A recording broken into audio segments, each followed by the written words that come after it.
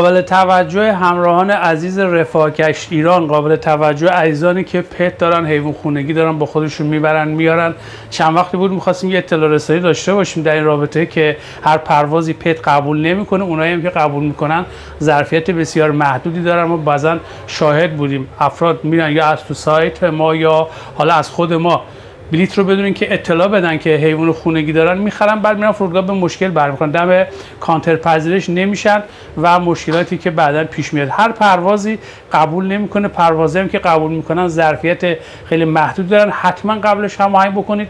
متاسفانه اخباری هم که ما بعدا اخیرا شنیدیم این هستش که ممنوعیت ورود حیوانات زنده سگ گربه رو به ترمینال‌های فرودگاه اعلام کردن. حالا از کی میخواد اجرایی بشه که این خبر متاسفانه یه مقدار اصلا جالب نیست. حالا باز خواستیم اطلاع رسانی بکنیم برای عزیزانی که حیوان خونگی دارن، حتما قبلش وضعیت فرودگاه ها رو بپرسید از تو خود فرودگاه، حتما پروازهایی رو که پت قبول میکنن رو چک بکنید که به مشکل بر نخورید. اطلاع رسانی بکنید برای عزیزانی که حیوان خونگی دارن. این عزیزا خیلی حیوان خونگیشون رو دوست دارن، خیلی عزیز براشون و خیلی هم مهمه. اطلاع رسانی بکنید که کسی این روزا توی فرودگاه ابواب پذیرش پت به مشکل